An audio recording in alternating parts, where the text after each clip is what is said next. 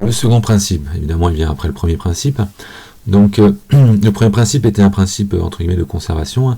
Il expliquait un peu comment l'énergie évoluait selon les échanges effectués par transfert thermique ou par travail. Alors, le premier principe, on a vu que lorsqu'une voiture freinait, on avait échauffement des freins.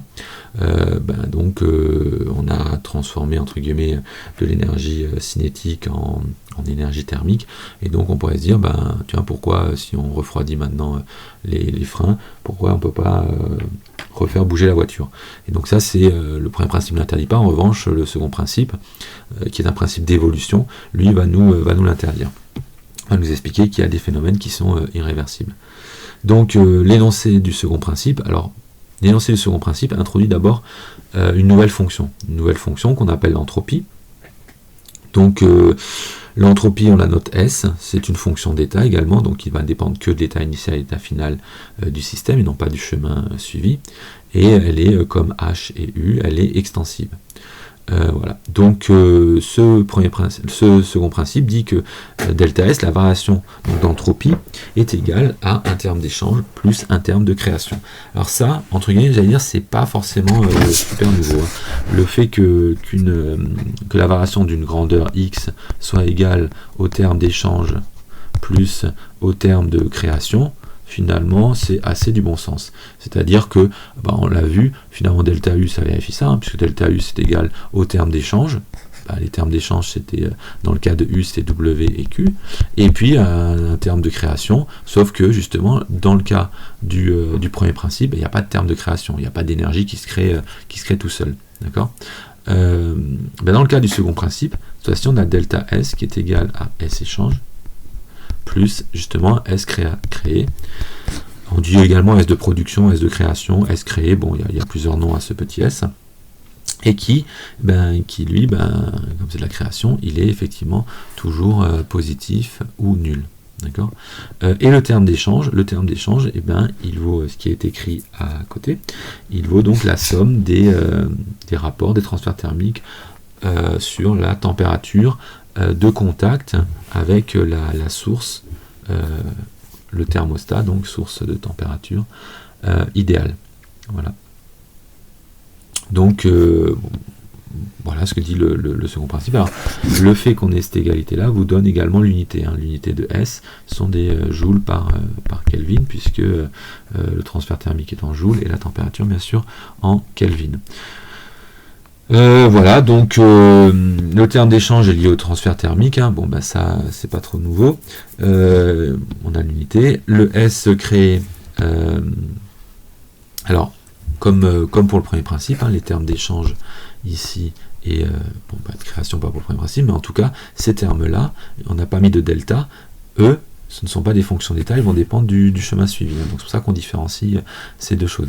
Dans la version différentielle, on l'écrira ds égale delta S échange plus delta S créé, parce que ce ne sont pas des différentiels exacts, ils vont dépendre du chemin suivi.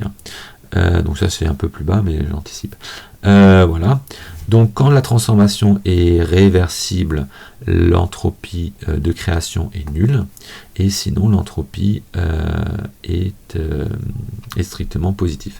Alors ce qui est intéressant surtout, c'est pour un système isolé. Alors pour un système isolé, la nouveauté, c'est que S échange vaut 0, et donc delta S est juste égal à S créé. D'accord ? Et donc on se rend compte que l'entropie ne fait que augmenter. D'accord ? Elle fait que augmenter, finalement, elle augmente, et finalement à l'équilibre, on va avoir qu'elle devient constante, c'est-à-dire qu'elle ne varie plus, et que ds tend vers 0. Donc tout système à l'équilibre tend vers une entropie nulle. Alors c'est pas près de nous arriver, moi ça m'arrivera dans 200 ans peut-être après ma mort, quand les vers auront fini de me ronger, là je serai parfaitement à l'équilibre, il n'y aura plus rien qui bougera, d'accord, je serai juste quelques particules de matière sans évolution. Donc pour l'instant, l'entropie, notre entreprise ne fait qu'augmenter. Et en fait, l'entropie, c'est un nouveau concept. Alors évidemment, l'énergie, la première fois qu'on vous l'a introduit, ça vous a surpris un peu. C'est quoi ce truc-là qui s'échange, etc. L'entropie, c'est nouveau. Il va falloir s'y habituer. C'est un concept qui va traduire justement le caractère évolutif des choses et donc en fait qui fournit une information sur le système. Et en fait, justement, ça traduit l'information qu'on a sur le système. Un système, une chambre bien rangée, on dit que l'entropie est faible. C'est-à-dire que c'est bien rangé, on a une bonne information dessus.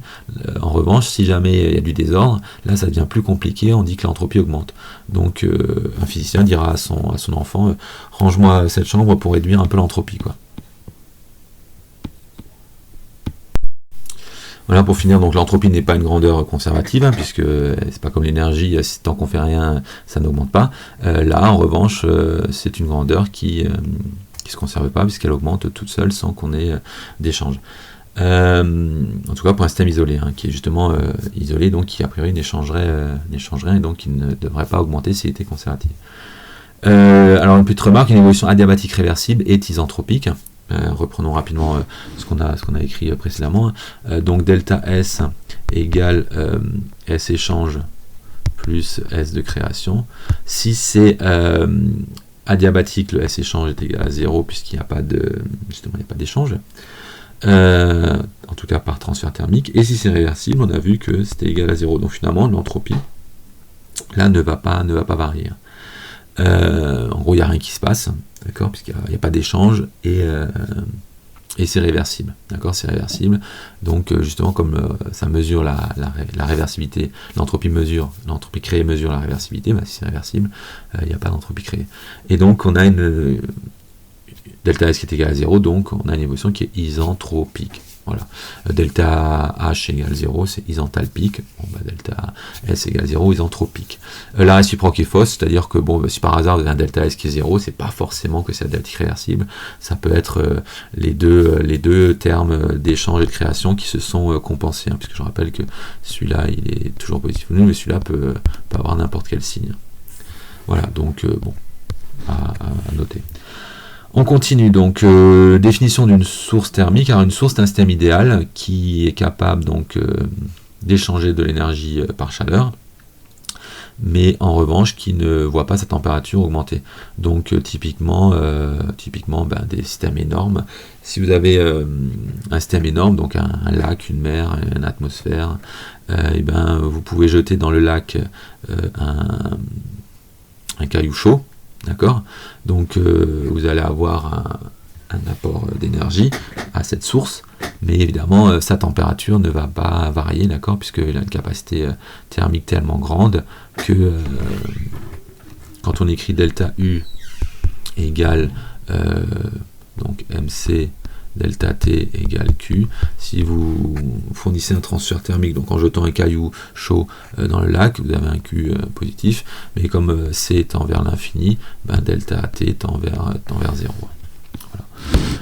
Bon, voilà, les transformations élémentaires, ça j'en ai déjà parlé. Alors l'interprétation, donc pareil, j'en ai déjà parlé, ça mesure l'information, le désordre qu'on a sur le système, donc l'entropie d'un solide est inférieure à celui d'un liquide, le solide étant bien organisé, encore mieux pour un solide cristallin en tout cas.